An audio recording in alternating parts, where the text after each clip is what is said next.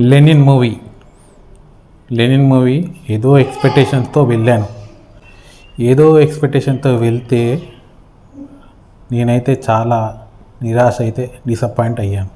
మూవీలో ఏదో ఎక్స్పెక్ట్ చేశాను ఉంటుందని మ్యాటర్, కానీ ఏమీ లేదు. యాజ్ యూజువల్ ఇట్లాంటి స్టోరీలు ఇంతకుముందు చూశాను ఆల్రెడీ.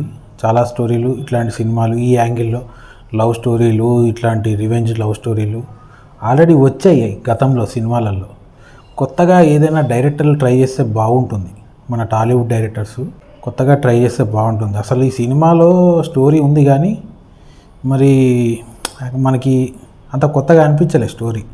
ఆ విలేజ్ అంతా కూడా సెట్టింగ్ ఉంది, రియల్గా లివ్ బ్యాక్గ్రౌండ్ లొకేషన్స్ అంతా సెట్టింగ్ ఉందన్నమాట. విలేజ్ లొకేషన్స్ కూడా సెట్టింగ్లో నడిపించేస్తున్నారు. రియల్గా తీయొచ్చుగా, విలేజులు లేవా ఇక్కడ భూమి మీద? విలేజులు లేవా, ఊరులు లేవా? ఊళ్ళలో తీయొచ్చు కదా. దాన్ని కూడా సెట్ వేసి ఆ సెట్లో తీసి మళ్ళీ దాన్ని గ్రీన్ స్క్రీన్ వాడటం ఈ మధ్య సినిమాలలో ఎక్కువైతుంది. మూవీలో మైనస్ వచ్చి ఏంటంటే మనం ప్రతిదీ కూడా ముందుగానే అంటే మనం ఇచ్చేసేయచ్చు, గెస్ చేసేయచ్చు.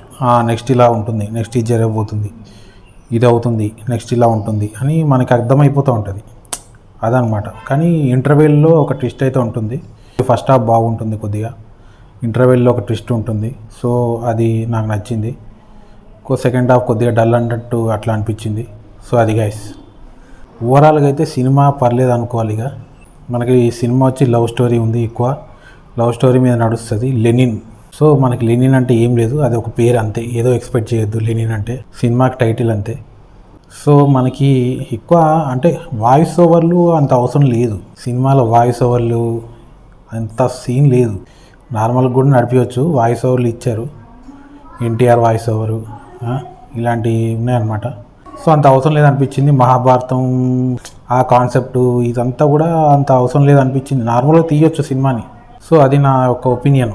ఓవరాల్గా అయితే పర్లేదు అనుకోవాలి. సినిమా చూడాలనుకోలే, కొంతమంది నచ్చవచ్చు. సో అది గాయస్. కానీ మీరైతే ఎక్కువ ఎక్స్పెక్టేషన్తో అయితే వెళ్ళకండి. మనకి సాంగ్స్ అయితే అంతంత మాత్రమే ఉన్నాయి. ఓవరాల్గా అయితే అది సంగతి.